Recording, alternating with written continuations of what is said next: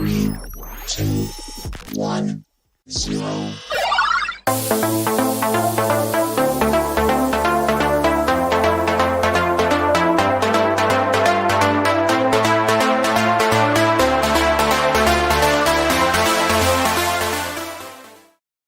Folks, it's 7 o'clock.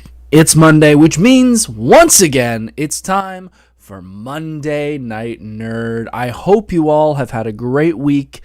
I'm so happy you all could tune in. Thank you for tuning in. My name is Corp Cosplay. If you don't know it already, this is my podcast. This is my show every single week here on my YouTube channel where we talk about a specific topic and we have little news and stuff that we talk about and a whole lot more. And tonight, we are going to talk all about how I became a fan of horror and how I fell in love with it. It was an interesting story because I've not always been a lifelong fan. Even with this name, I was not always a lifelong fan. So we're going to talk about that, how that all started, and my thoughts on the current world of horror. Thank you all for tuning in here on YouTube, LIVE Live, and thank you folks on TikTok for tuning in as well. I hope you all are doing well. Pretty Nerdy Crystal is in the house. Good evening. I wanted to give Crystal a shout out. First thing, I'm so glad you could be here. Crystal was on the show last week. She talked all about her love for the Fallout series, and I gotta admit, it was a pretty convincing argument. I've never really gone into the series. I've tried a couple times. I tried the show, not really into it, but her argument last week was pretty darn convincing, so we might have to jump back into the Fallout franchise, and that will also play into another little bit of newsy news we're going to talk about. Tara, good to see you. I hope you are doing well. It has been a nice weekend so far. It has been nice weather in the Southern Ontario area. It's not been too hot. It's a little warm right now, but not too bad. So I hope you all got to get out and enjoy the weekend. I sure did. I got a lot of housework done, and I got a little bit more to go. I kind of redid this room temporarily in the past 24 hours, so I'm glad I got all this done. I was worried that it was going to have a whole bunch of shite back there, but we got it all ready to go, so I'm glad we could finish that off. Let's jump into a little bit of news. We got a little bit of gaming, a little bit of movie, and a whole lot more. Let's jump into gaming first, folks. If you've been living under a rock lately, you do not know that the new Switch 2 has been released. It is out in the public, out in the world, and I've heard some pretty good reactions from people who have already picked it up. I've heard some people say it is an amazing system to use. All the new controller, the mouse controls, all that stuff is a lot of fun. I, however, will not be picking this system up for a very, very long time. The price point is just a little too high for me when it comes to my gaming standards, especially when it comes to not just the system, because I understand the system's got to be a certain amount, but the games getting up to over $100 in some cases, especially for some like a remaster. I mean, we've got the Switch 2 and Mario Kart together in the Southern Ontario is $6.99 plus tax. The re-graphics, whatever you want to call, updated graphics for Legends of Zelda Tears of the Kingdom, $114 Canadian. Mario Kart on its own is $99 Canadian plus tax. Like, I'm sorry, it's just a little too pricey for me, even though I've heard amazing things about the system. I've kind of been doing a little bit of an analysis of my gaming over the past couple months because I've been focusing so much on this, focusing on video content, focusing on cosplay this year, and I'm realizing my gaming has kind of taken a dip. It doesn't mean I'm not playing at all, but I'm not able to put as much time into the games as I used to. I was going through my trophies last week because I am a PlayStation fanatic. I have 9,384 trophies as of today. I'm probably going to hit 10,000 before the end of the year, I actually might be closer into the next year. I'm a hardcore gamer for a long time, and that was something that I spent a whole lot of time on, but I realized when I got to a certain point, I wasn't really getting anything out of it. Like, I had a group of friends that I was playing with, and they were playing Call of Duty all the time, and I started playing other games, and my trophies started to rack up, and I started to kind of show off a bit and be like, look at my trophy count. And then I realized it really didn't matter. So that kind of pulled back on my gaming, And then other things, life, cosplay, videos, all that stuff, that also is pulled back in my gaming. So the amount of games that I have, even for my PlayStation, that are sitting around is getting kind of high, especially having a PlayStation Network. I just picked up Resident Evil 5 and 6, which I'd never fully completed, for $40 total yesterday. So I've got those to play through and a whole lot more. So the chance of me picking up the Switch 2 anytime soon is highly unlikely. And along with that, one of my favorite franchises ever, Borderlands, announced that Borderlands 4 will be coming out in September. But even that, $90 for the regular game, plus if I want the super deluxe version, which is all basically cosmetics except for a little bit of DLC level wise, 172 Canadian. Like, I do not see myself dropping that amount of money on those games, especially being a fan for so long. I've seen the trend of how quickly those drop, and it doesn't take long for them to become dirt cheap. So I will probably be waiting, sadly, for Borderlands 4 to drop in price. Pretty Nerdy Crystal, except for Jurassic Park Lego. Again, Jurassic Park Lego, any of the Lego games, I will play all the time. I love Jurassic Park. I love the Lego games. I love Power Washer Simulator. I like games that I can just pick up, play, and not really have to remember a whole lot of backstory. You know, Lego and the Power Washer series are very good because I can just have a podcast going on in the background and not actually have to listen to dialogue or anything, which make things a lot better for my gaming experience, because sitting down and focusing and learning aspects of a certain game, it's just too much for me at times. So I don't think I'm going to be getting a lot of new games for the next little while. So any games we talk about on here that I'm playing are going to be things like Lego Jurassic Park and stuff like that are more retro, but that's just the way it is. I'm spending way too much time on stuff like this and going to conventions, which is another thing we're going to talk about. We are halfway through the Comic Con tour, my 2025 con tour. We've only hit, I believe, 4 cons so far because for some reason in Southern Ontario, all these people book cons in the fall, not the spring and summer. We had a couple in the spring. We had Game Expo, we had Anime North, we had Niagara Falls. But now, except for Nickel City at the end of the month, which I'm only doing 2 days and I'm volunteering, it's not till we hit Expo that it just kind of blows up, because then we got London, we possibly have HeartCon, we have Niagara Game Con, we've got a whole bunch of other stuff. So almost 14, 15 cons depending by the end of the year, and we're about halfway through. I am enjoying that for the next couple months. I'm going to have a lot of time to get stuff done. I don't have a ton to work on for Fan Expo, which is good. I've kind of already got my layout for the weekend when it comes to cosplay, which is a nice thing to be that far ahead of the game. I will be bringing Gambit back. The Gambit pants are right there. I have to do a little bit of modifications on those. I will be bringing Ghost Rider. You can't really see him, but his new head is right there. The lights are on. I just got to start working on the flames, which I'll be doing a tutorial of that, which is another thing I have to shoot and edit. And lastly, that gem right there, you may have seen it in an old photo, but that is a new version that I just finished printing this morning. It is in crystal clear green filament, and that is for my Vic Rattlehead Megadeth cosplay, which I'm going to finally debut on the Sunday of Fan Expo, because I have always wanted to wear that in public, and I really don't have another easy cosplay to wear, so just bringing a suit and that head, it comes, like, he uses the same gloves as Ghost Rider. Everything else is pretty easy, so I'm going to do that on the Sunday. So Gambit, Ghost Rider, Vic Rattlehead for Megadeth, those are my 3. And yeah, I'm not really building anything big this year, which is good. I'm just doing updates on everything. I've actually got a board right up here you guys can't see, but I'm keeping track of all the things I'm working on and all the things I've completed. So by the end of the year, when I go, I don't have any new cosplays built, I can at least go, yeah, but you have made upgrades on 20 different things. So that's kind of what's going on for the year when it comes to that. And yeah, we're about halfway through the tour.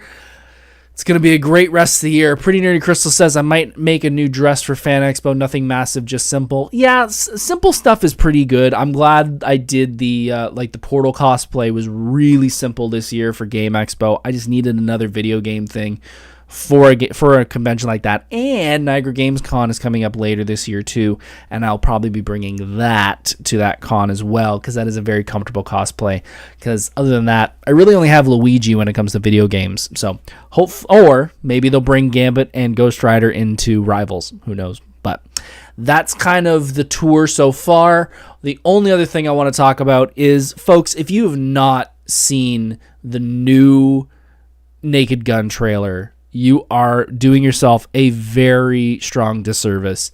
I've been such a fan of that series for a very, very long time. Leslie Nielsen is incredible in that series. The over-the-top humor in that is something that caught me at such a young age. As it's not the fart poop humor that kids really fall for and really get into, but just the slapstick stupidity just catches me so well, even when I was a kid till now.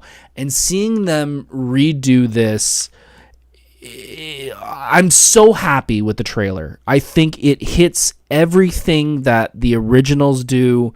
They've kept the same style. They've used the same type of humor, and I'm just so excited to see where they're going to go with this.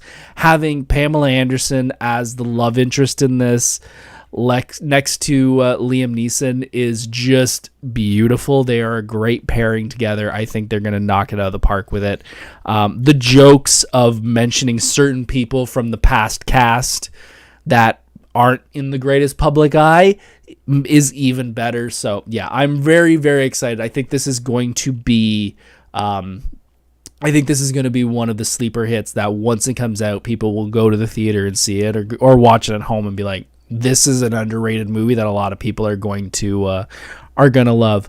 As Crystal says in chat, he said he fell in love with her, apparently. I heard that too. I saw him do an interview where he said he truly fell in love with Pamela Anderson, which is one of the coolest couples I've ever heard of. Having the man from Taken and Qui-Gon Jinn falling in love with Pamela Anderson is just beautiful. I love it. And honestly, I think it would really it'd work for the both of them. So good for them.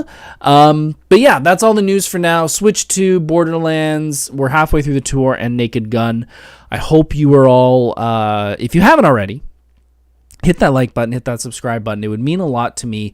We got a whole bunch of episodes coming up. We're going to be talking, obviously, about conventions. We're going to do a couple wrestling episodes. We're going to talk about some sequel movies. We're going to talk about something that I think a certain cosplayer friend of mine is not going to be too thrilled about. We're going to do a whole episode on why I feel that the Joker is overrated, which I know is going to rub some people the wrong way, but I honestly think it is sort of an overrated character. So we're going to make some people mad that week.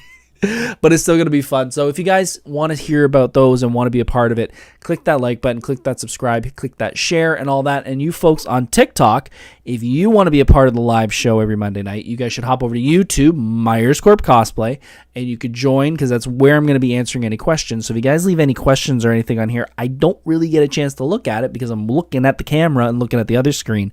So if you want to ask a question, hop over there. Before we jump into the main event, folks, as always, we have a sponsor here on the show. As always, that sponsor is the incredible, beautiful, loving, amazing wife of mine. She will always be my sponsor, and I know I do this every single week, and there's probably some of you that are like, oh my God, you're doing it every week, and you're sucking up. No, it's the truth. Like, honestly, I'm a better person with her in my life. I love her so much. I love my wife, and I'm more than happy to say it in public, and more than happy to say it to you folks every single Monday night. Hun, I love you. You will always be my sponsor. All right. Shall we jump into the main event, folks? I think it is about time. All right. Pretty Nerdy Crystal said rude. Hey, I'm sorry. I think he's an overrated character. Sorry. All right. Let's jump into the main event, folks. If you're not watching this live and you're watching this later on, you can jump in on Monday nights, 7 o'clock, here on the podcast. We go live, we do the show. So you can be a part of the main event and talk about this stuff with me, because I can sit here and yak for an hour about it. But, if you want to be a part of it, want to have your opinion over here in the chat, or down there in the chat, I want you to be here. Talk about it with me. Let's talk about horror. I haven't done many horror episodes on here because I don't know. It's something that I'm a fan of, and I'm not going to say I'm not a little fan. I'm a big fan of horror, but it's just not something that's always on the top of my radar. I'm usually thinking about comics and cosplay and video games and all those things, but horror is something that kind of gets pushed to the side a lot.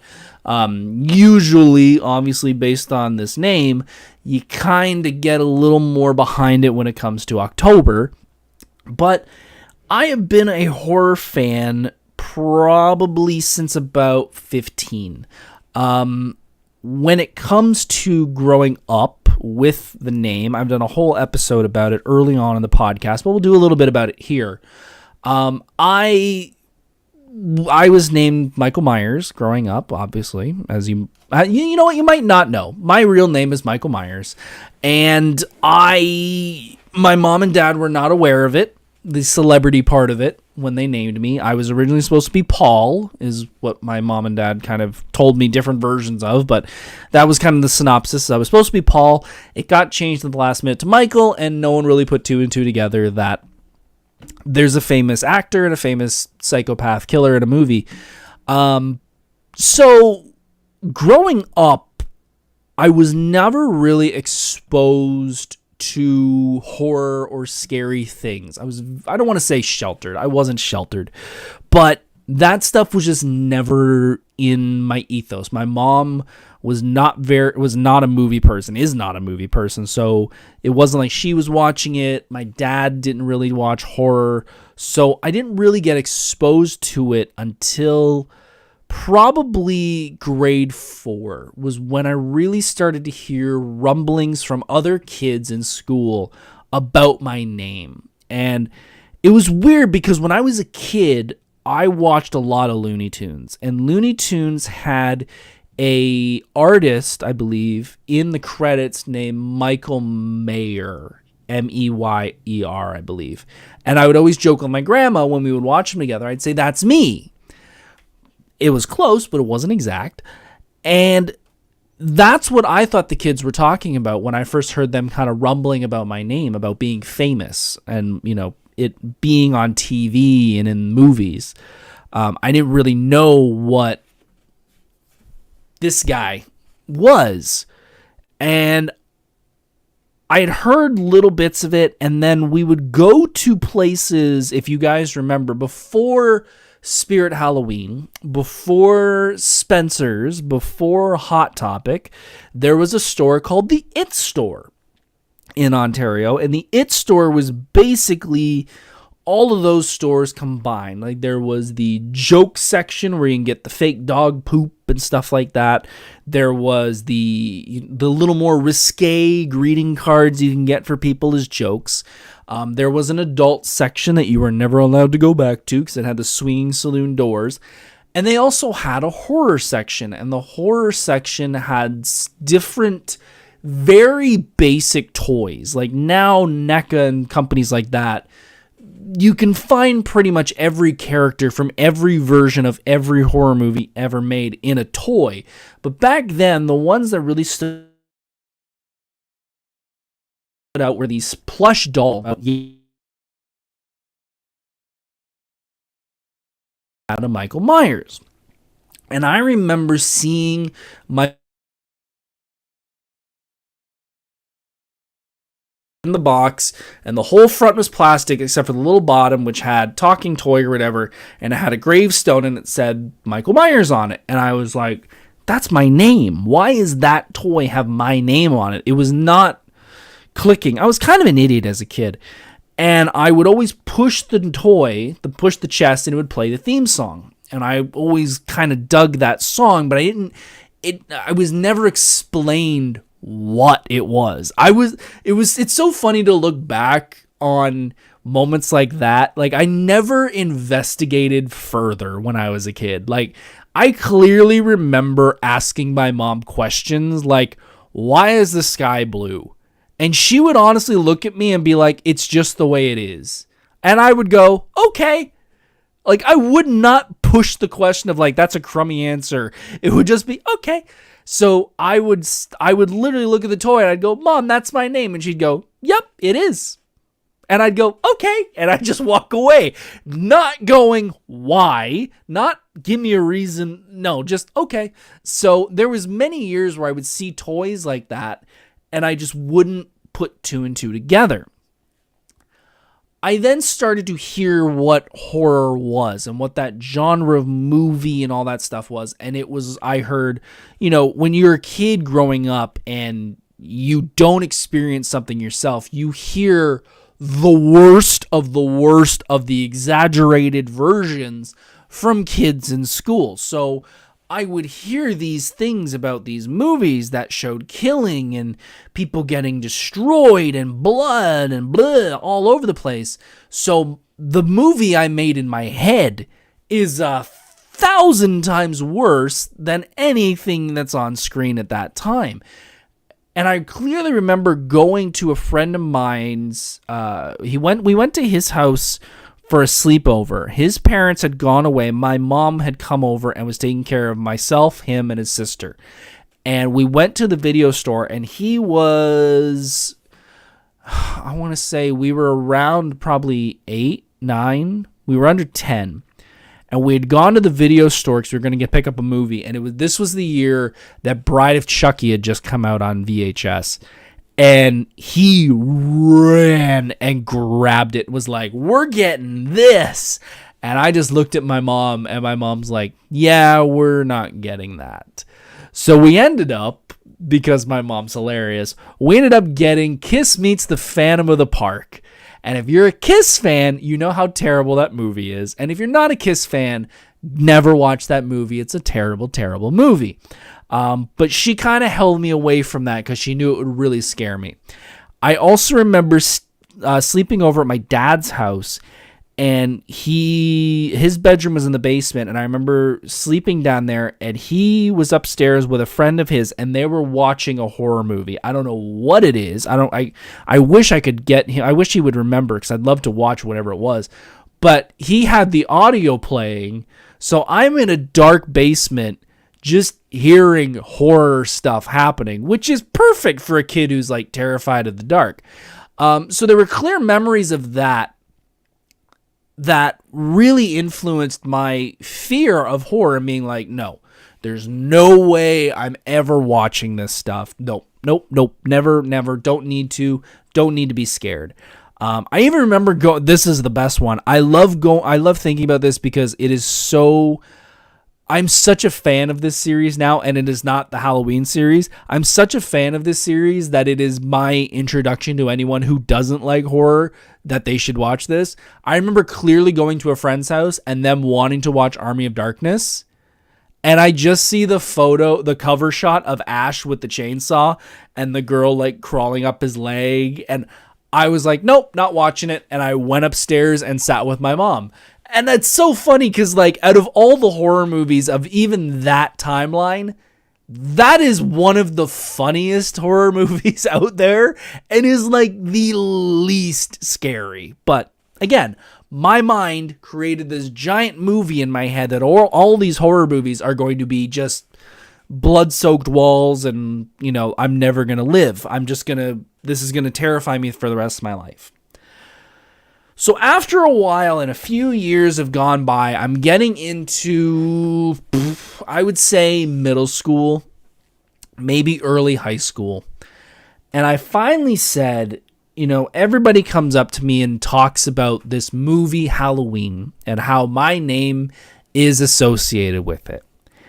And I finally said, well, it's got my name in it, I should at least watch it, right? Like, even if I don't like it, I can at least say, yes, I've seen it. I don't like it.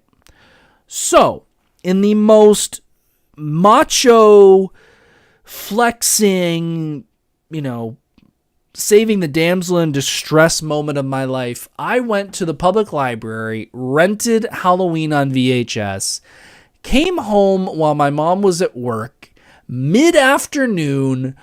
All of the lights in the entire house are on. Every single window blinds are up, windows open, birds are chirping. Like, I could not have made this house less scary than if I just had like 15 people sitting in the room with me watching this movie. And I finally put it on. And when I say that if you've never seen the original Halloween, it is so not scary. It is so not scary. I remember clearly going to a friend's house later on, probably grade 12, and they all knew my name, obviously, and they're like, we have to watch Halloween with Michael Myers. And I was to the point of, I'd seen enough horror by that point. I was like, no, we're not watching this movie. You're going to be bored to frickin' tears with this movie. We'll watch just do not watch Halloween. You're going to be so bored. Like, I love it because it's my name and I have that factor. Halloween 1, if you've watched any other horror, is pretty tame and pretty boring. Good story, good characters, but when it comes to horror, it's pretty mediocre. And they're like, no, we're going to watch it. And within like 30 minutes, they're like, this is not a horror movie. And I was like, no, it's really not. It's not what. And this was at the time of Saw and stuff like that. So this was not horror in their eyes. But after watching Halloween for the first time, I kind of was like, that's it? That's what I've been worried about all this time? All this time, I've been putting this grandiose movie in my head, and that's it? This is nothing. This is easy. And then we do what I call the roller coaster analogy, which I got from when I used to go to Canada's Wonderland. I was terrified of roller coasters. I was absolutely terrified of roller coasters. I just used to do the kid coasters. But I finally watched Top Gun at a certain age and was like, this is the coolest movie ever. And there's a Top Gun roller coaster. For those who are too young, the flight deck coaster at Canada's Wonderland used to be Top Gun. And I was like, I need to do Top Gun. And if I can do Top Gun, like, I don't care about everything else. I need to do Top Gun. I did Top Gun, and then I did every other coaster. Because I was like, this is the biggest coaster at the time. I can do anything else now. This is easy. Same thing with Halloween. I watched Halloween and was like, that's not that bad. I can do everything else now. And then I just deep dove into horror. And that's when the floodgates opened. And similar to other genres and probably fans of other genres, you probably have certain genres, certain subgenres that you like more than others. For example, why do I like certain horror but I don't like certain horror? Because there is some horror that I don't like. I really like movies that have rules. And I know that's probably like such a buzzkill for people, but I really enjoy when a movie can write a story that has clearly defined, easy to follow rules. For example, Scream is the carbon copy explains it. Like, here are the rules of horror. Don't break any of these or you're not going to make it out. Saw, very easy to understand. Don't be a crappy person and you'll be okay. Like, that's the part that I always love about Saw. You just don't be an idiot. Friday the 13th, exact same thing. Don't do stupid things. Don't do drugs. Don't have premarital sex. You will survive the movie. Jaws, just stay out of the water. Like, it's real simple to survive these things. There's a great comedian, may he rest in peace, Richard Jenny, who did a great long joke about watching Jaws 4. And if you've never seen Jaws 4, the family from the original Jaws movie, the shark keeps killing other members of the family. So in order to get away from the shark, they move to the Bahamas. Perfect place to get away from a shark surrounded by water on an island. His joke, get an apartment, you're probably fine. Like, it's that simple. So I do love movies like that, but also because of things like cosplay and always wanting to know how things are made, I love horror special effects. Like, Tom Savini and people like that are just gods to me. How they can create something that looks so lifelike out of nothing. Like I've watched so many movies, and I may not enjoy them, but I can at least enjoy stopping them at certain points and going, how did they make that? How did you design that to look that realistic? You know, and we're going to talk about these guys a lot later, but like the Terrifier folks, like they just, I don't like their movies, and we're going to talk more about that in a second, but I appreciate that their budget is got to be so small and they can pull off all that stuff with that budget. Bravo to them. And I told them when they were at Frightmare in the Falls a few years ago, David Thornton, the guy who plays Art the Clown, the director, they were all there. And I was like, guys, I've seen the first, this was before 3 had come out. I said, I've seen the first 2 movies. They are not for me. But man, do I applaud you guys for how good of a job you guys did with such a low budget. And I think that's something that, out of all the technology we've got over the years when it comes to CGI, that is one of the few genres that CGI just doesn't work. It's always been such a practical effects world. Like, you can have some in there, but you can't go full tilt on CGI.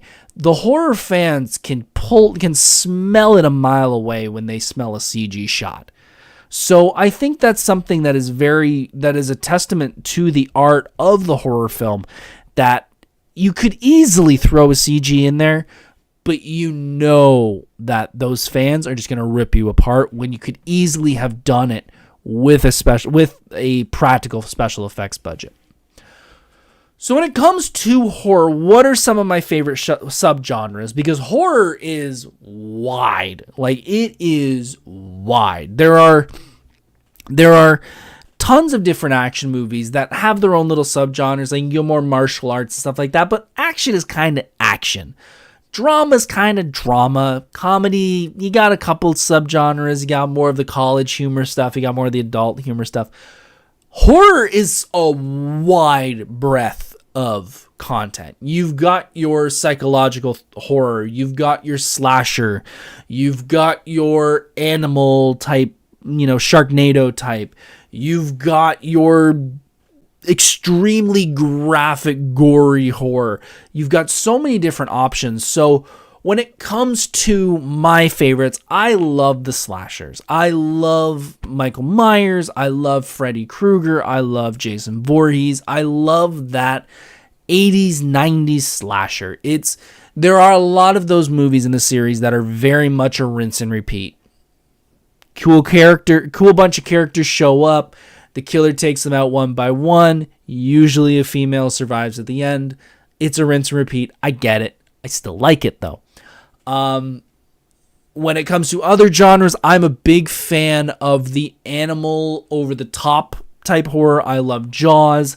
I went through so many rentals at my local video store of like Sharktopus, Megacroc versus Sharkosaurus, stuff like those. Those are so cheesy and over the top. I love them. And then, like I said earlier, the Evil Dead series. Those are the ones that I could watch those forever, basically for the comedic aspect of it. And that is part of what I don't like about the new Evil Dead, and that goes into my next point of what I don't like about horror, is the over-the-top gory porn. I've never enjoyed that gory, I shouldn't have said that word on the live podcast, that over-the-top gory, gross, hostile style. It just doesn't do it for me. It really, really doesn't. It's so... There's usually no story in it. And I know some movies that I talked about earlier, like the Saw franchise, does kind of lean that way. However, I'm more of a fan of the first couple. It's the later ones that sort of go in that hostile, gory part. But yeah, those are the ones that I just don't get into. It's just too over the top for me, like the Terrifier movies. Again, I've watched all 3 of them. I've watched all 3 of them on mute, fast forwarded. Like, it's just, and I'll slow it down for the kills just to see what they look like. But it's just too much for me. It's just something I don't enjoy, especially now that I'm older. I'm realizing I'm not enjoying that stuff a lot more. I think my wife does play a part in that, because when I met my wife, she was like, I don't like horror at all. She feels very sensitive to the characters that don't make it. So I'm not saying she's influencing me, but just not watching it as much because she's obviously in the room. I think it's impacted how much I'm enjoying horror. I also love horror movies. I like horror TV shows. I like horror on a screen. I do not screw with haunted houses at all. You do not know how many people have said, we should go to Halloween Haunt at Canada's Wonderland. We should go to this horror house. We go to Niagara Falls every single year for Niagara Falls Comic Con, and we go for Frightmare in the Falls. And I'm waiting for somebody to be like, hey, we should go through like Screamers or something in Niagara Falls. Nope. No way in hell. You're going to have to knock me out and drag me through that unconscious, because there ain't no way I'm paying money to get scared in person, because I don't like it. And also, I am worried about my reaction to it. I've never really gone through a haunted house. I've never gone to Halloween Haunt. I do know, however, that my mom and I are very similar when it comes to our reaction to certain things. My mom's reaction to being scared is instantly throwing a punch. I am really worried that might be my reaction if I get jump scared the wrong way. There have been times where I have like fallen and like played dead, which again is not the most macho thing in the world, but yeah, I am worried that I might throw a fist, and I just don't want to do that, because I want to be the person on the other side. I want to be the scarer, not the scary. So yeah, you will never ever see me go through a haunted house, which sucks, because there's part of me that would love to go to Universal and go through Halloween Horror Nights, because they do amazing down there. But I'll watch it on YouTube. I'll watch it here. I don't need to go through it. Yeah, that's kind of the ones that are that really stand out as ones that I just can't. It just doesn't do it for me. I don't like the over the top gory stuff. I don't like haunted houses in real life. And anything that kind of goes a little too far, and it's hard to explain. I'm gonna say this, and you're all gonna go, I don't get it. I don't like ones that are unrealistic. And you're probably, again, like I said, going, you just said you like Nightmare on Elm Street. I get the irony. There are movies like anything spiritual, like anything like a haunted doll or stuff like that, doesn't do it for me. It just, I can break the law of understanding that guy burned a bunch of times, comes back, haunts you in your dreams. That makes sense. It's kind of like the Superman rule of like Superman flying around the world 15 times, reversing time. Doesn't make sense, but Clark putting on glasses and then taking them off as Superman, that's where I'm like, no, I'm good. Lindsay in chat says, I went on Jaws in Universal when I was 6. I lost my mind. Hated every moment of it. We went to Universal when I was a kid. I was probably, I think I was 97, so I must have been like 9. My mom went on Jaws. I stayed outside. I sat at the exit and waited for her. And there is a picture where the shark is coming up, and my mom goes, click. We have that photo. So she was on it. I waited outside. It's not, nope, no way. I hadn't started watching horror at that point. There was a shark coming out of the water trying to attack a boat that you're sitting in. Nope, not for me. Nope. So I get that. I was the exact same way. I just didn't even go on it. So when it comes to what I like and what I don't like, we have to kind of talk about this new generation of horror, because as I said, I'm very much a fan of the old school. I love the 90s, I love the 2000s, but we're in a very different world when it comes to horror, and I think it's a good world. It's just not my world, and I think that's something that a lot of people have trouble accepting. And I'm not saying that you shouldn't enjoy certain things, but there are certain times in this world where there are things that are going to come out that you've been a fan of for the longest time, and it wasn't made for you. The one example that I use a lot is Kiss.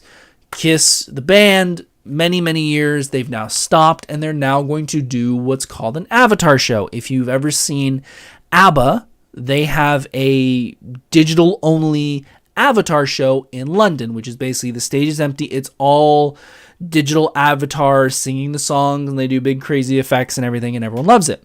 Kiss is going to do that version of it. Now, there's a lot of Kiss fans out there who don't like that because it's not what Kiss was.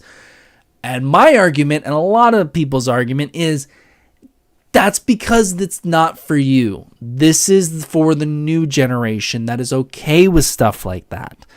And I think that's the way horror is gone. It is not for me anymore. It is for the new generation. It is for the Terrifier fans. This generation, I think, is very good at resource management.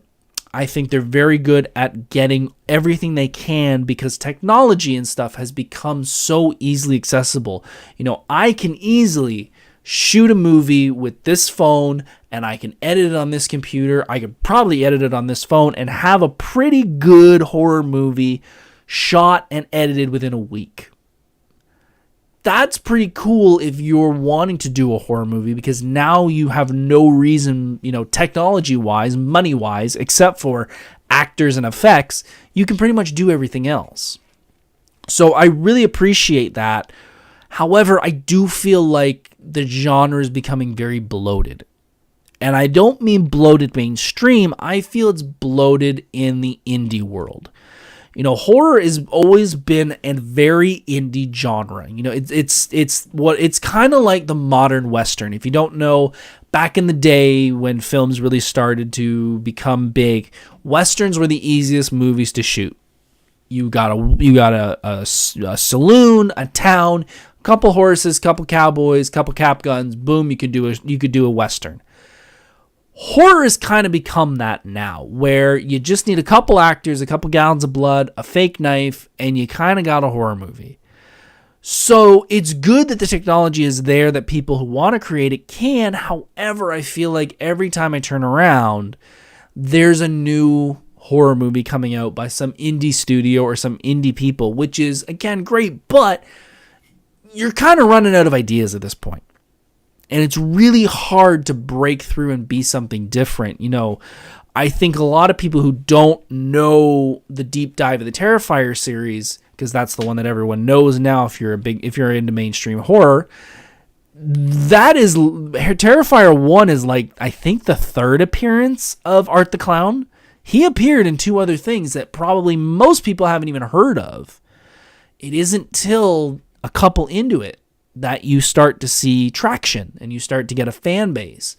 So with these independent horror movies, they're coming out left, right, and center, and they're just not really doing anything. It takes 3-4 of them to kind of get a foot in the door now and get people to really recognize it.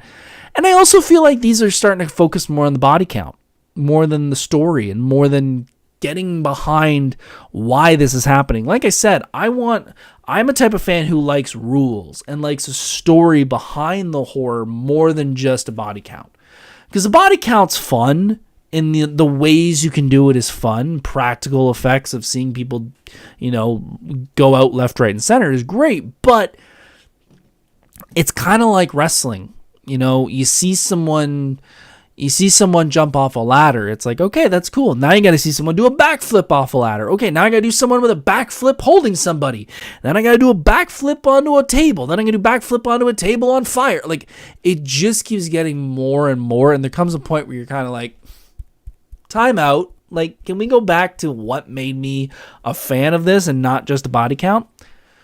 But there are people out there who like it, so whatever. And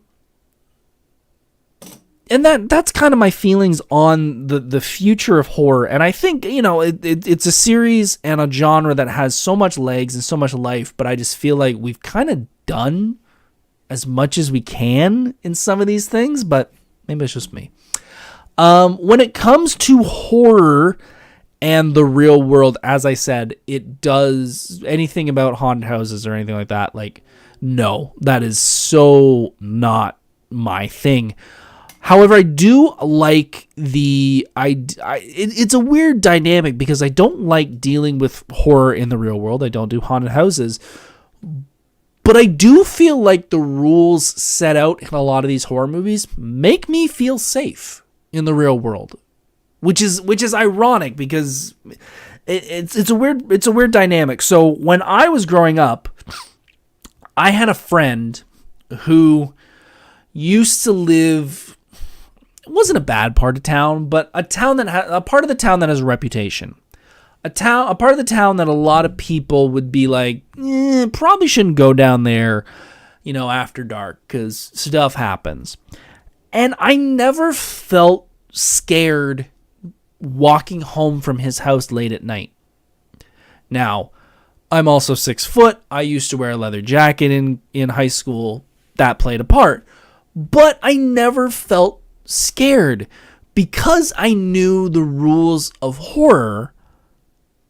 I knew don't go down the dark alley. If someone calls your name, don't answer them. Don't be that, hey, what's up? Just keep walking. They probably won't follow you. You're probably fine.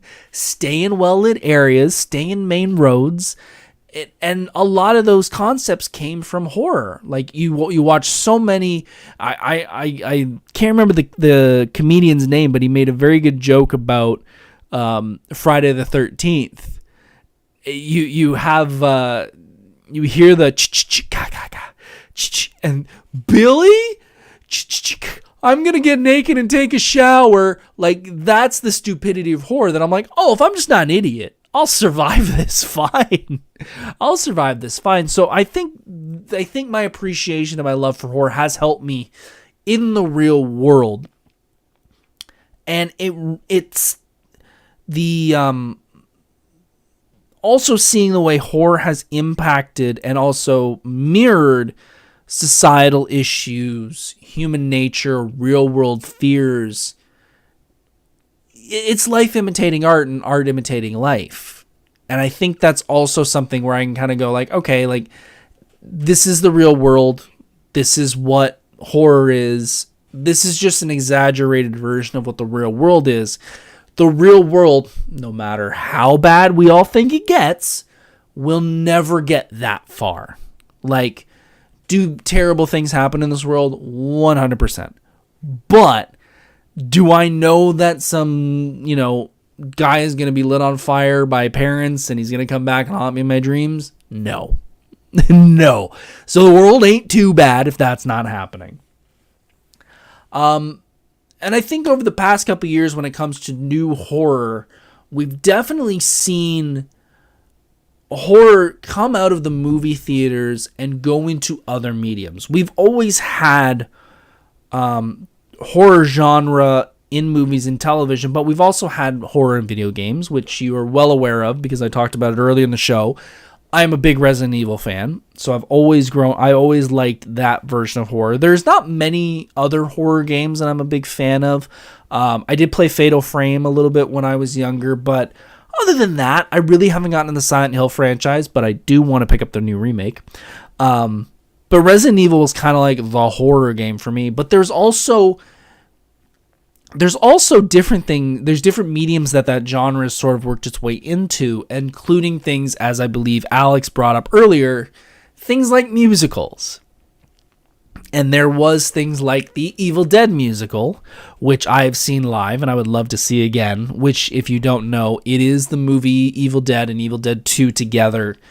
And they do it in a musical version, and it is hilarious. Those movies alone are hilarious, but having a musical version of it and almost an over-the-top version of the world is even better. Like if you've never seen the musical, I highly recommend you go see it. If you've seen Evil Dead 1 and Evil Dead 2, there is a part in both movies where they all end up at the cabin and they want to go back. And they all have to cross a bridge to get to the cabin. They want to cross the bridge back. Well, when they get to the bridge has been destroyed. They're stuck there. Well, in the musical version, because it's on a stage and they can't really do that, the version that I saw, and as Lindsay pointed out in chat, my buddy Gavin wants to go see it again. He came with me to see it. They walk from one end of the stage to the other, and they have a toy Little Tykes bridge, and they just have caution tape wrapped around it, and they literally just walk up, look at it, and then no, when you all know you could easily just walk across it. So having horror jump into different genres and different mediums has actually made things a little more acceptable and a little more accepted by the general audience as not just, a bloodbath type move or type medium. Movie, TV, whatever you want to call it. And even bands like Ice Nine Kills is a great example of a band that has built a career off of the horror genre. If you don't know the band Ice Nine Kills, they are a great metal band. I've talked about them on here before because they opened one of the nights for Metallica. They are pretty much entirely written their songs around different horror franchises, usually movies, but when they first started, they also did books. And they are very heavily influenced in their stage show with horror. Famously, they have a song called American Psycho, which is based off, Hip to Be Scared, which is based off American Psycho. They do the famous scenes from that movie with Do You Like Ice Nine Kills instead of Do You Like Huey Lewis in the News. They have a Psycho from the Alfred Hitchcock. They have a song about that where they do the shower scene. Stuff like that is really, really cool to see in a different medium, especially when the Terrifier song comes up and on the stage, they bring Art the Clown out, one of their friends dressed as it, and in the stage show, I don't think they do it in the movie. I think this is just for their song. He plays football and throws around something that is unborn. I'll let you kind of figure out what that is. And watching him kind of throw it around on stage and watching security look at it like, what the hell am I doing? It was just really fun to watch. Noah is here in chat and he says, I think the intro of more thrillers has also blurred the lines between bloodfest horror and horror that aren't really... Yeah, I completely agree with that aren't really horror, such as I Am Legend. Agreed. I think there are movies out there that have really blurred those lines, and I think that is a great example of it. I Am Legend, I would not think of as a horror movie, but it kind of is. I think it really does come close to being a horror movie. One that has pretty much been seen in everywhere in the world. There's a famous thing that was one of the first movies on airplanes that was like the only movie to watch. So that's why everyone has seen it so much. So kind of wrap things up, I have really embraced horror to a point. I don't want to say I'm the biggest horror fan in the world. It's definitely a genre that I enjoy. I really enjoy going to conventions like Frightmare in the Falls and seeing the new world of horror, especially again now with the Terrifier crowd coming in and seeing their interpretations of horror, and really they're not shunning the earlier horror from like the 90s and 2000s, but they're really embracing the newer versions of it, which I appreciate, and still showing homage to it. Horror's taught me a lot of things. And first off, it's hard to get away from it with a name like mine. I don't think, even if I didn't like it, I think it would be hard to get away from it. But really, I think at least my version of it and the stuff that I like, as I've said before, if you just follow a clear, easy to remember set of rules, you can probably get out of most things alive. And I feel like it's when people don't remember those things, that's when things kind of go backwards and stuff happens. If you're a good person and you don't, you're not the jackass person who, pranks people or is the smart aleck or the jock or anything like that. If you're just a cool person, you can probably make it through all these horror movies without having any without being scathed. But I'm interested to see where horror is going to go. I think it's going to be, I don't think it's a franchise that's ever, or a genre that's ever really going to get out of style. I think there's always going to be somebody out there who's got an idea for a horror movie, including myself. I've written little short stories left, right, and center about different aspects of horror that I would love to do little things of, but that just takes so much time that I can't cosplay with. But yeah, I'm a fan of horror. There are a lot of horror movies I should probably watch more of and give them another shot. Maybe that'll be a future episode, is people who are more in tune with the current horror world, knowing what I like. Maybe they can come on here and they can teach me a thing or two about what to watch of the new generation. But we're at the 56-minute mark, folks. I'm going to let you guys get out of here. I hope you are having a good night. I hope you enjoyed the show. If you can, hit that like button, hit that subscribe button, and that share it to all your buddies. We are going to have a fun episode next week. I'm really excited about next week, and I hope you guys are too. In my real life, outside of these four walls, I work in marketing. I've worked in marketing pretty much for the past decade. I do marketing for my cosplay and all that. I'm going to do a really fun episode next week about marketing that I think a lot of you guys are going to find fun. I am going to be comparing marketing and pro wrestling.